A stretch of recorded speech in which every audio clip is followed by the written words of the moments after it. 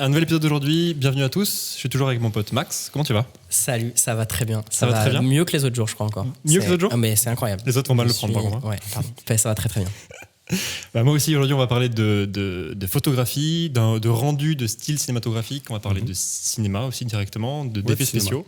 Ouais. Aujourd'hui, on a Thibaut Bunoust. Salut Thibaut. Salut Thibaut. Salut. Tu vas bien ? Enchanté. Ça va ? Ouais, très bien. C'est la première fois qu'on tourne en soirée. Normalement, on tourne en journée. Là, D'accord. il doit être à peu près 20h. Et si on tourne ce soir, c'est parce que tu sors du boulot. Ouais. Et parce que tu bosses dans les effets spéciaux, dans le cinéma. Tout à fait. Ouais. On appelle ça des VFX.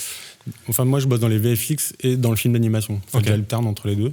Et donc, au début d'année, je bosse en VFX. On me propose un film d'animation. Et, j'aime bien alterner, en fait. J'aime bien toucher un petit peu à tout. D'accord. Et ça te permet de découvrir de nouveaux projets, nouvelles personnes. J'aime vraiment ça, en fait, tourner, en fait.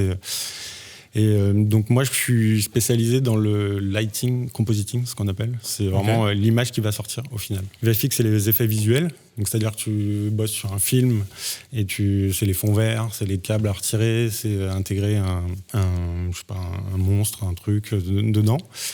Et le film d'animation, c'est vraiment, tu vas créer toute l'image. Donc tu pars de zéro et tu crées toute ton image. Donc c'est pas la même approche, mais ça se rejoint quand même. D'accord. En tout cas, moi je trouve ça hyper intéressant en termes d'image, de culture de l'image, de lumière. Ça se rapproche de la photo. C'est le cinéma. Tout. Donc toi, tout est lié, t'es rentré dans le monde de l'image par la VFX, par le cinéma ? Ouais, c'est ça. Ok. C'est ça. Petit à petit, en fait, j'en ai fait de plus en plus de la photo.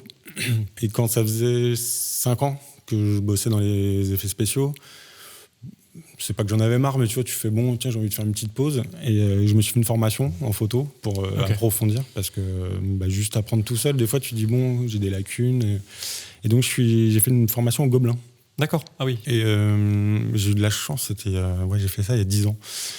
Et j'ai réussi en fait à faire un peu comme je voulais, et donc j'ai réussi à faire plein de modules. Vraiment, tu reprenais les bases, après tu apprenais la photo de rue un peu. Et ensuite, tu faisais la photo de studio. Donc, moi, je n'avais jamais utilisé de photo studio, de flash, de choses comme ça. Donc tu apprends, en plus les mecs sont hyper intéressants, hyper motivants, plein d'énergie. Moi, j'ai bien aimé. Et ensuite, même à un moment, on avait un modèle, maquilleuse. Tu vois, c'était quand même poussé. Et sorti de là, en fait, ça m'a permis de plus penser à la technique. D'accord. Et c'était hyper important, parce que souvent, en fait, quand tu fais de la photo, tu fais « Attends, comment je veux ouvrir ? Comment ça marche ? Et là, le truc, c'est que je pensais plus à ça. Et j'ai réussi vraiment juste à me faire plaisir. À me dire, tiens, je me lance, je fais de la photo. À l'école et en dehors de l'école, j'imagine, tu avais des... L'école, j'ai fait 2 mois. Donc, donc tu veux, c'est vraiment pendant 2 mois, c'était à fond. J'ai même un peu trop la tête dedans. Okay. En sortant de là, j'ai fait bon, je veux des flashs. Je me suis acheté 2 monoblocs et je suis parti, quoi. J'ai fait du portrait. Et au début, c'était vraiment pour tester. Tu sais, j'avais besoin de m'entraîner. Et donc, je prenais tout le monde qui venait. Je fais vas-y, je prends des photos. Et je me suis créé un petit studio dans mon appart. J'avais de la chance d'avoir un appart assez haut de plafond. Ah ouais. Alors, pas très grand, mais il était haut de plafond. Donc, tu vois, tu pouvais te permettre de faire des choses assez sympas. Et là, j'en ai fait. À un moment, j'arrêtais pas. Je bossais en même temps, mais du coup, tous les week-ends, j'en faisais et je me suis entraîné. Donc, plutôt de la photo de studio, du coup, photo d'intérieur. Ouais, là, c'était vraiment de la photo de studio, portrait. Je m'amusais, quoi. C'était vraiment... c'est plus pour apprendre comment réaliser la lumière, C'est marrant parce que souvent, nous on vient de la photo. Ouais. C'est marrant parce que souvent on a le parcours inverse. C'est-à-dire que toi tu as commencé dans le cinéma, en bossant dans les effets spéciaux, en VFX, donc dans l'image animée. Et souvent en fait, j'ai remarqué que quand tu commences en photo, il y a souvent une évolution, alors surtout en ce moment où la vidéo prend vraiment un gros essor. Et on voit souvent des photographes qui se mettent à la vidéo, donc ils passent de l'image fixe à l'image animée. Et toi c'est marrant parce que dans ton parcours c'est l'inverse. Ça t'a commencé en bossant au ciné. Oui et non. Et après, c'est la photographie qui t'a... C'est quoi qui t'a fait aller dans le Oui, sens non, du... parce qu'en fait, moi, je bosse dans le cinéma, mais je fais pas du cinéma. Enfin, ce que je veux dire, c'est que je suis pas réalisateur, je suis pas chef-op. Non, mais tu travailles quand même avec de l'image animée, pour de l'image animée. Je travaille pour de l'image animée. Mais moi, en fait, mon but, c'est vraiment de réaliser, de faire de l'image, et c'est de monter. Et au début, en fait, je me suis dit, mais d'une, je me sentais pas prêt, parce que j'avais pas les compétences pour réaliser, pour même la photo. Au début, tu fais, quand tu te retrouves devant un modèle la première fois, tu fais, qu'est-ce que je vais faire ? On fait quoi ? Tu te sens un peu bête, quoi. est-ce que j'ai la légitimité pour le faire? Tu sais, c'est le syndrome de l'imposteur. Je pense que, on a dû en parler avant. Tout le monde l'a un peu. Et tu sais, au début, tu fais mais qu'est-ce que je fais là? Enfin, c'est pas parce que j'ai un appareil que je suis photographe ou quoi. Et en fait, je me suis dit, moi, je commence avec la photo parce que tu peux le faire tout seul. Enfin, tu sais, tu peux le faire tout seul. Tu prépares ton flash, t'as un mec qui vient pour un portrait, tu peux te démarrer tout seul. Et je me suis dit, fais-toi à la main avec ça. T'en fais. Après, j'ai fait des séries de photos vraiment complètes. J'ai fait ça tout seul. Et alors qu'un court-métrage, un clip, tout seul, c'est compliqué, quoi. Ouais, c'est clair. Et donc, tu dis qu'en fait, t'es passé à la photo. Enfin, t'as commencé la photo avec une envie de t'exprimer et de plus seulement bosser sur des projets d'autres personnes sur lesquels tu vas bosser pendant 5 secondes. Et d'avoir vraiment ton projet à toi. Ouais. Et tu disais que donc, du coup, si les prods de ciné étaient plus abordables et plus faisables avec des moyens humains et matériels, ça aurait été plus du ciné.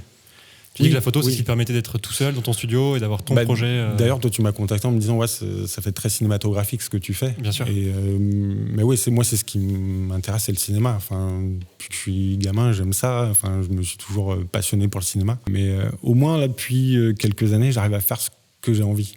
Tu vois, parce qu'au début, ce que je disais, là, quand je m'entraînais avec mes flashs, je copiais un peu ce que je voyais. Enfin, comme beaucoup, quand tu débutes, tu copies, tu fais tiens, ça j'aime bien, j'ai envie de le recommencer, comment il a fait, tu essaies de comprendre. Tu reproduis des schémas avant de créer les tiens. Tu reproduis des schémas, des schémas de photographe. Donc le flash à fond. Et petit à petit, en fait, justement, en regardant comment bossaient des chefs-op, j'ai commencé à bosser comme un chef-op, mais en photo. D'accord. Ça veut dire quoi ça? C'est-à-dire que déjà, j'utilise plus le flash. Maintenant, c'est con parce que j'ai des flashs, mais j'utilise la lampe pilote du flash. Ah, c'est anecdotique, ça, c'est cool. Et par exemple, la série que j'ai faite, la Motel, où tu as tout un truc, j'utilise que des lampes pilotes, des flashs. Et sinon, il y a un making-of, je ne sais pas si vous l'avez vu, de cette série-là. Et en fait, c'est un peu pareil qu'ici, mais j'ai mis des boules chinoises au plafond. Parce qu'en fait, j'avais pas beaucoup de budget, donc je me suis démerdé. Et en fait, c'est comme ça qu'ils sont dans les studios. Les studios de cinéma, ils ont tout un truc au plafond pour mettre une petite lumière douce. Et donc, je bosse vraiment j'essaye de bosser comme un studio de cinéma. Donc, la série dont on parle, là, t'étais vraiment tout seul de A à Z. Ouais, j'ai tout fait tout seul. Et ce qu'on a vu, c'est que tu avais construit ton propre décor. Là, tu parles des lumières, mais le décor entier est construit chez toi, c'est ça? Ouais, en fait, je vivais en banlieue. Et la vie fait que je dois quitter cet appartement. Il est vide, il est à moitié vide. Et donc, je me retrouve là-dedans et je me dis, putain, mais énormément de place. Enfin, il me reste un peu de temps avant de partir. En fait, je partais à l'étranger, je suis parti vivre à Montréal. Et donc, je me dis, mais j'ai envie de faire un truc de cet endroit, quoi. Tu te dis, c'était très haut de plafond, en fait. Ça allait jusqu'à 3 mètres de haut, parce que c'était le dernier étage.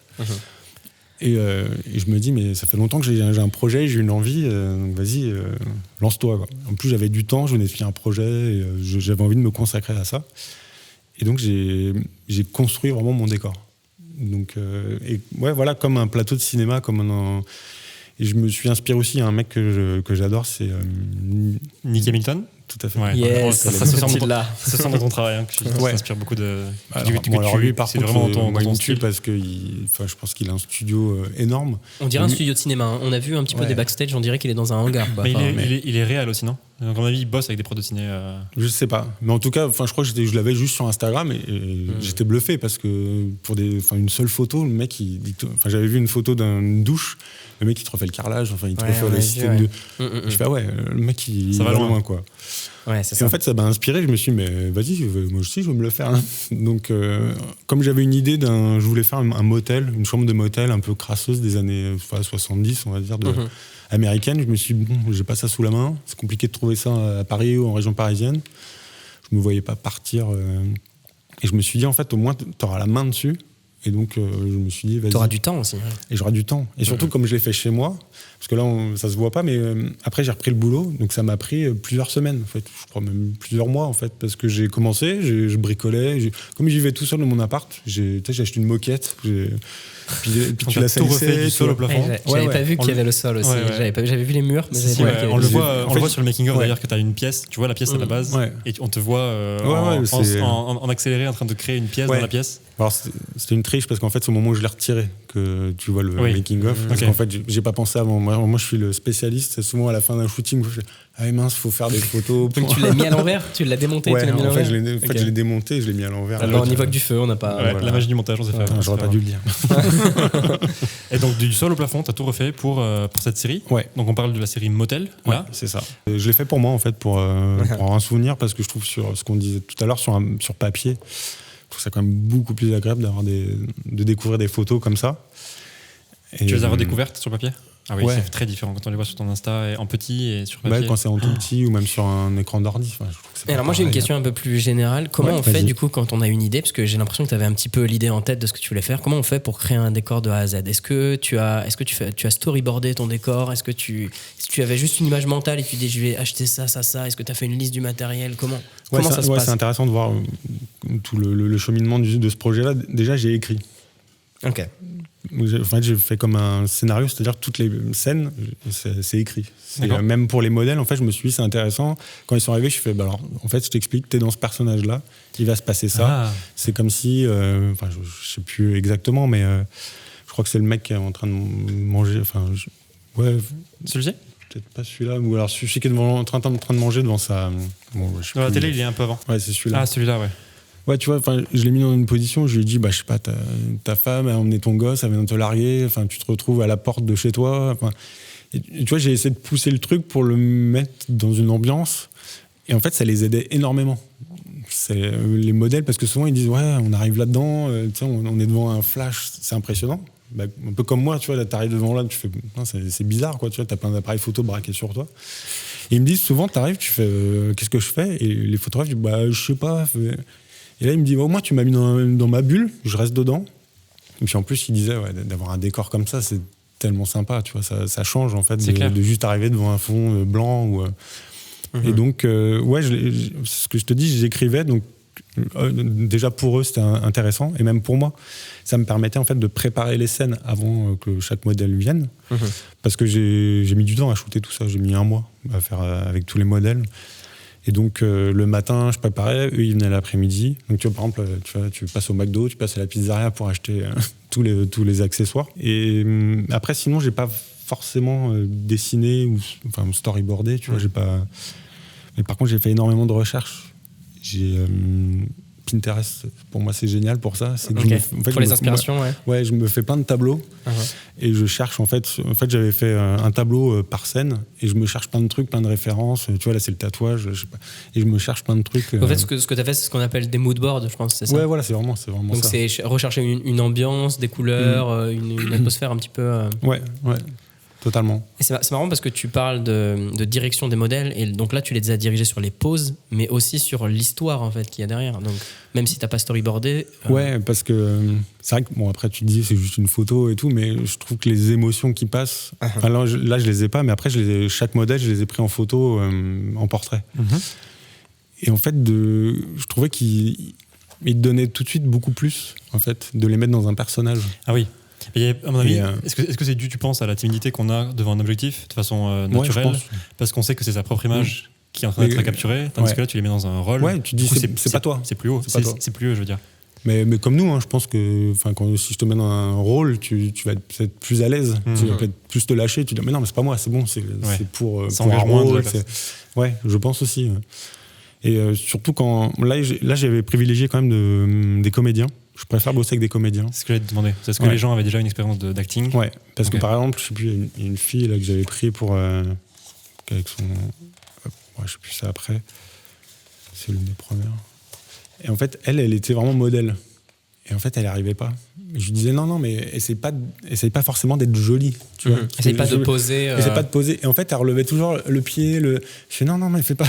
Et là, je lui demandais de casser tout ce qu'elle avait appris en fait pendant des années pour justement être jolie. Et encore, là, ça va, elle est bien. Mais tu sais, il y a un moment, je lui demandais d'être un petit peu avachi. Je lui dis, t'es toute seule là, dans ta chambre d'hôtel. Si t'es toute seule, tu fais pas ça. Tu vois, je sais pas, tu te lèves le matin, tu vas pas te dire, tiens, attends, je me cambre. Non, donc, sois naturel. Cherchez pas à faire une photo de magazine ou pour un parfum. Là, c'était plus comme un film. C'est facile quand on vient du cinéma donc avec plein d'images, plein de plans, plein de scènes, des dialogues parfois, de la musique. Et là, une image fixe de raconter la même histoire? Ou est-ce que ça, au début, ça te fait bizarre de... Ah, mais d'ailleurs, c'est là la difficulté, je trouve. Enfin, par contre, quand tu réfléchis à tout ça, tu te dis, alors, ok, j'ai envie de... je sais plus lequel c'est, tu te dis, tiens, j'ai envie de faire passer cette émotion-là. En une, par exemple, une frame, quoi. Lui, c'était un peu ça. C'était vraiment, j'ai envie de lui dire, toi, je sais pas, t'es au bout de ta vie un peu, tu sais pas trop si tu vas pas en finir ce soir. Avec une image, c'est dur. Parce que, à la rigueur, c'est un film. Le mec, tu le fais rentrer, tu sens qu'il est pas bien, il boit son whisky. Enfin, je sais pas, tu vois, tu l'amènes. Il regarde son téléphone. Là, tu as une image pour faire passer une idée, une émotion. Je trouve ça hyper complexe. Mais en même temps, c'est un super entraînement. Enfin, c'est un super exercice de faire ça. Parce que tu te dis, si j'y arrive avec une image, normalement, ensuite, si c'est animé, ça passe mieux. Il y a beaucoup d'intention, j'ai l'impression, dans ce que tu fais. Est-ce que tu as quand même testé à chaque fois une vingtaine de poses et qu'il y a une sélection derrière? Ou vraiment, est-ce que sur le set, tu arrives à te dire, waouh, c'est la pose qu'il me faut? En fait, j'ai une idée à la base, donc, et c'est souvent celle qui revient.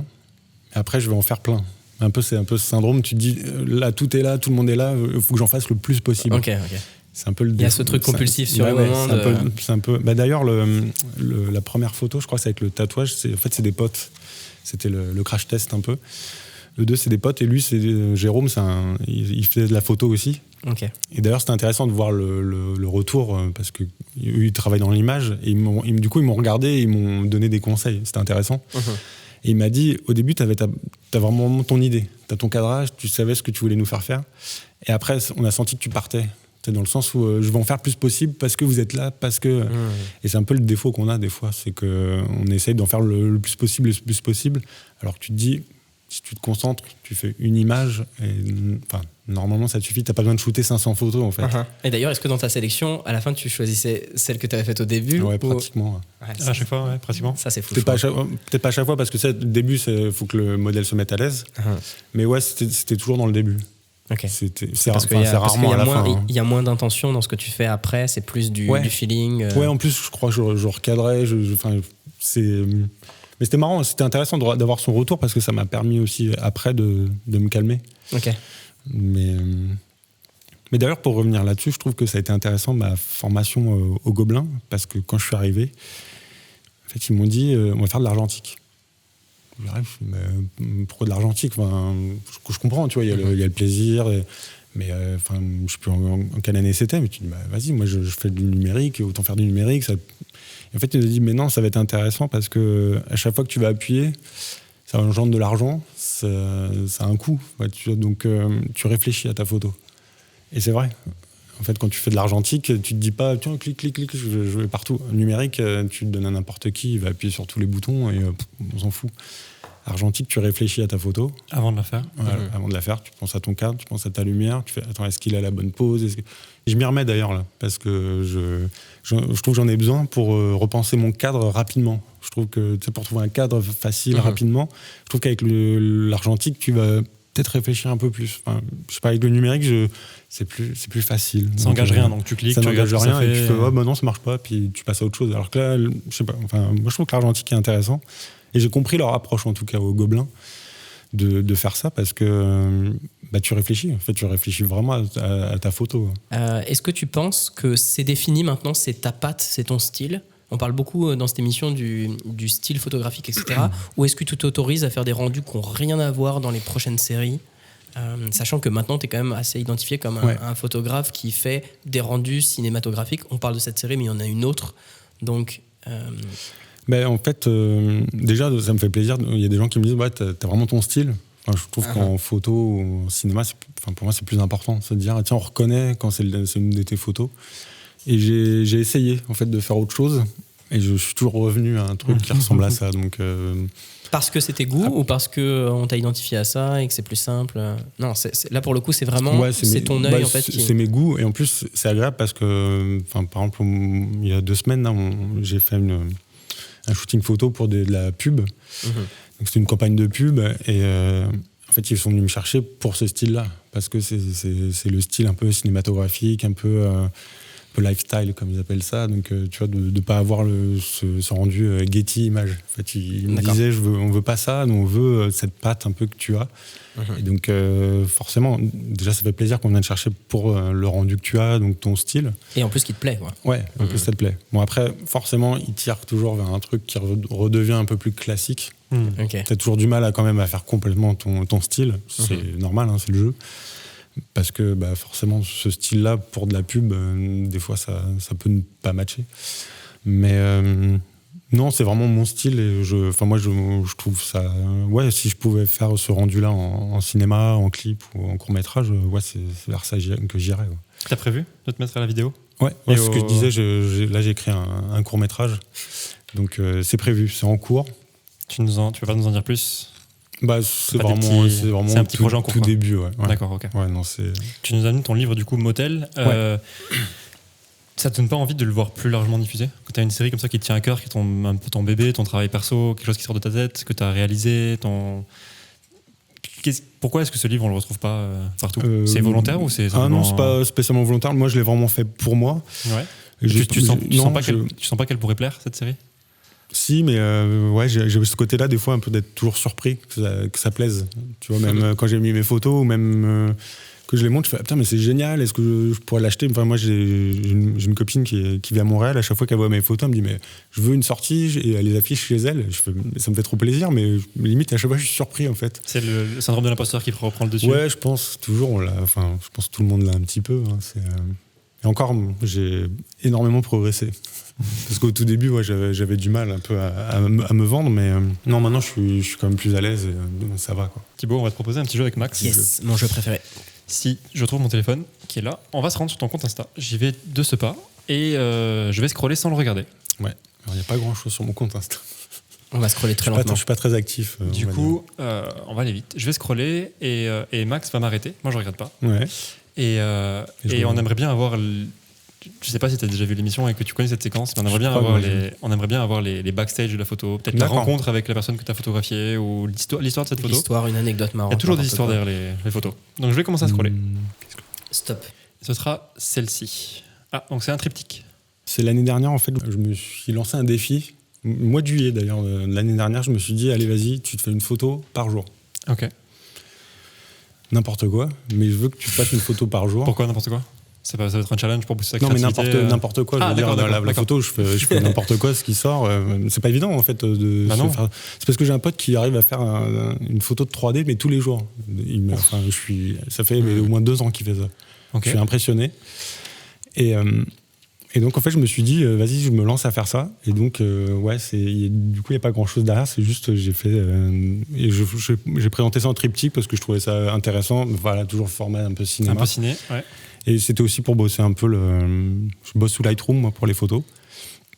Donc, il n'y a pas beaucoup plus que ça. Et tu as réussi à t'imposer cette créativité, de te forcer à créer ? C'est pas évident.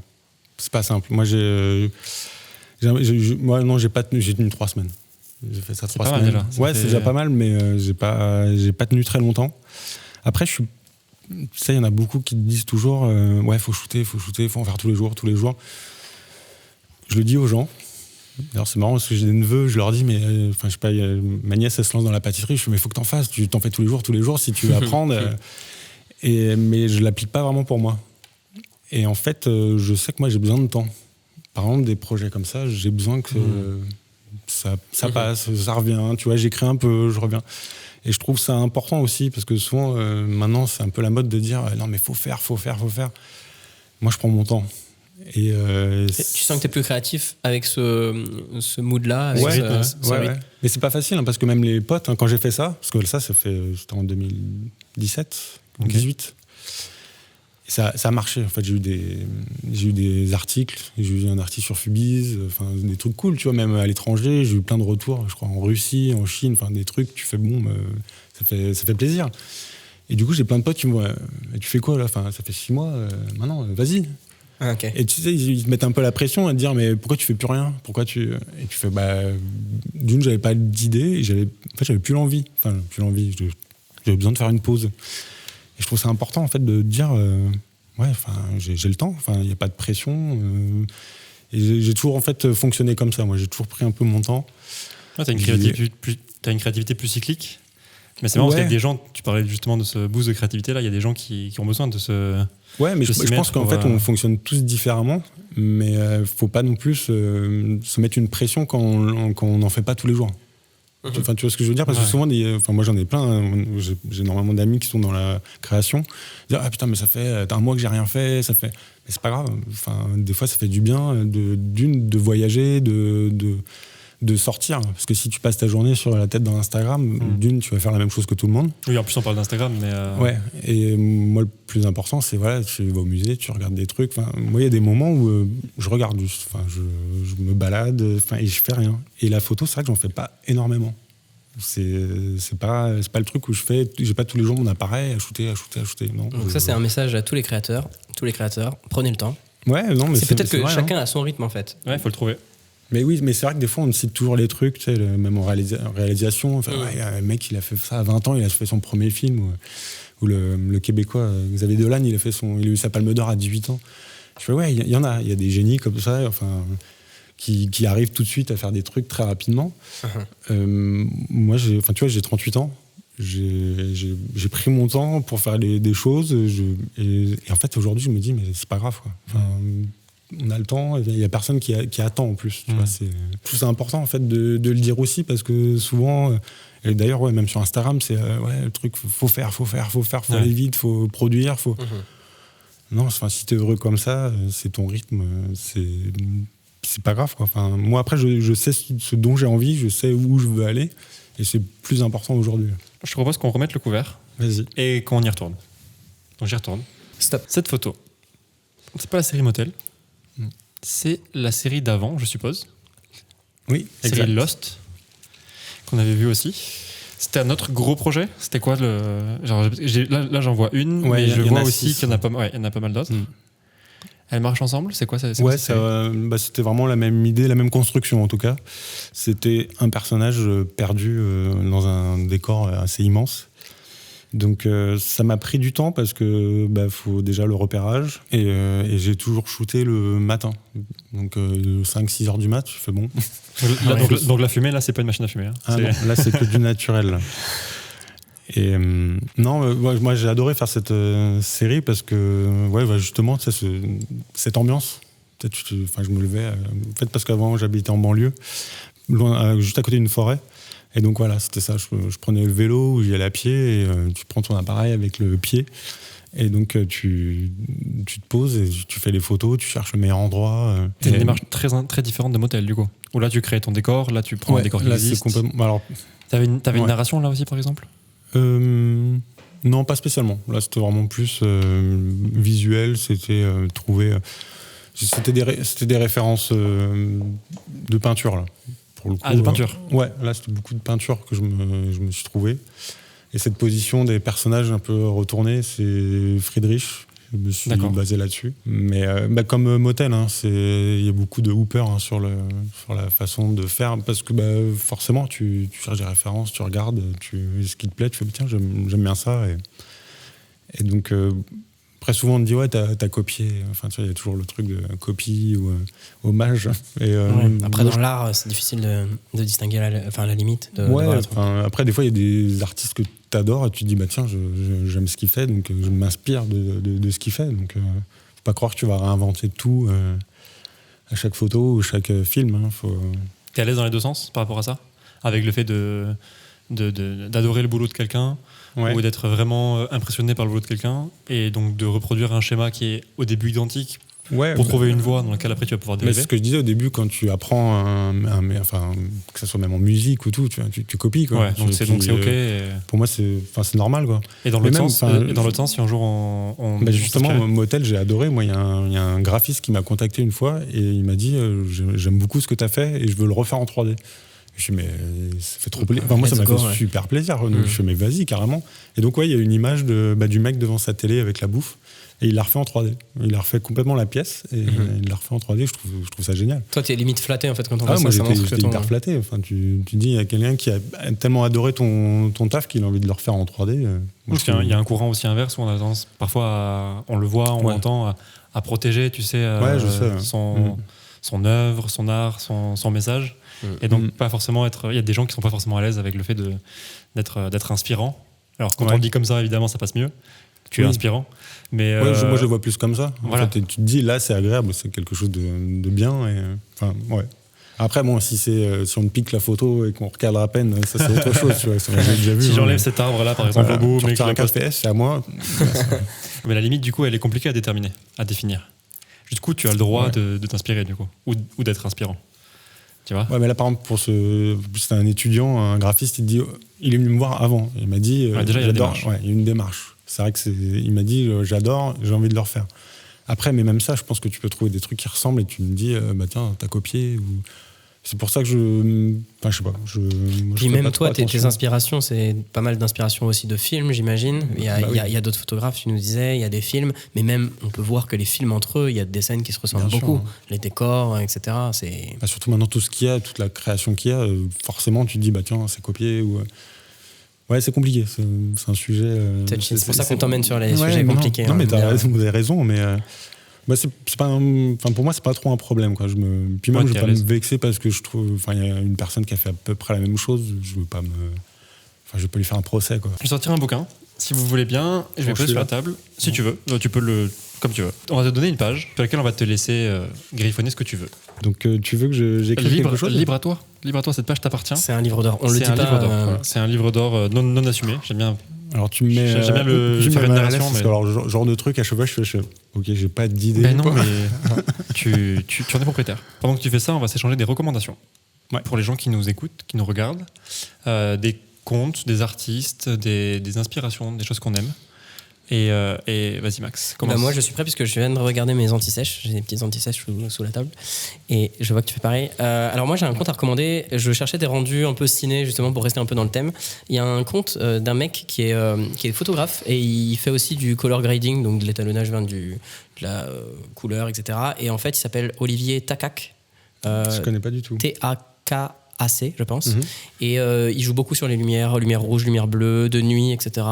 Il y en a pas mal maintenant, je trouve, de photographes qui font un peu ce rendu. J'avais cité Paulina Washington aussi qui faisait ça.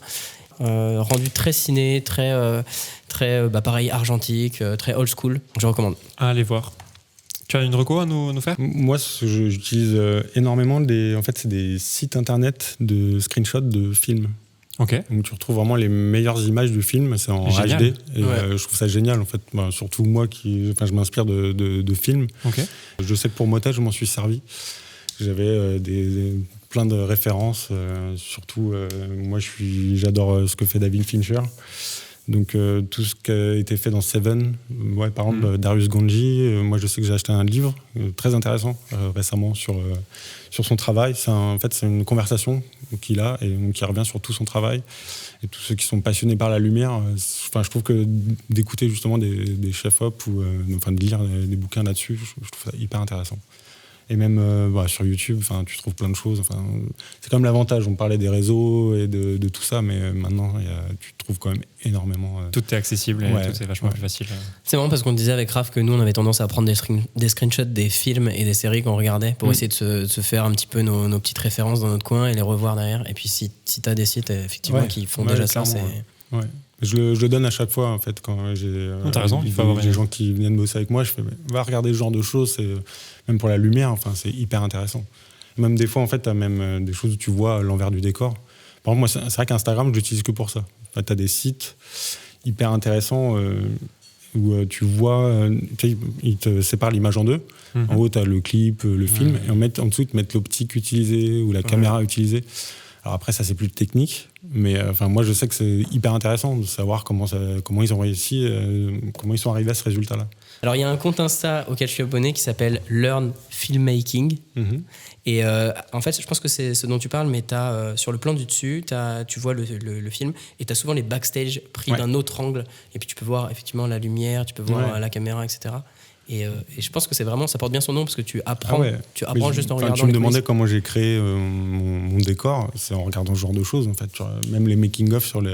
Alors maintenant, on t'achète plus trop de DVD ou de Blu-ray, mais je regardais tout ça en fait. Avant, je regardais tous les making-of pour comprendre comment c'est fait, comment ils travaillent. Et je pense que ça passe par là, en fait. Faut regarder. C'est pour ça que je te disais, des fois, c'est bien de regarder de la doc, des peintres, des choses comme ça, avant de se lancer. Avant de venir, je discutais avec un copain parce qu'il a fait un podcast aussi, mais alors lui, c'était plus axé 3D. Et il disait, mais la plupart des gens qui viennent, enfin, lui, il est le superviseur, il dit, mais juste lève la tête, quoi. Regarde le ciel, regarde comment ça marche, juste en vacances, le ciel qui se couche, enfin, le soleil qui se couche, comment ça réagit. Et ça passe par ça, quoi. C'est ouvrir les yeux, juste. Donc, c'est un bon message. C'est un bon message dans cette émission. Ouais, c'est clair, c'est top. On va te dire un grand merci. Merci d'être à vous. venu parler de ce que tu fais, de ciné, de photos, de créativité, d'inspiration. Ouais, j'espère que ça passe un bon moment aussi. Ouais, très bon moment. Et que ce sera pareil pour les gens qui nous écoutent. Un grand merci à tous, aux filles, à la technique. Et voilà, donc un grand merci à tous. Merci Max, à très bientôt. C'était Parole d'Image. À bientôt. Pardon, à bientôt. Elle est parfaite. Elle est trop bien.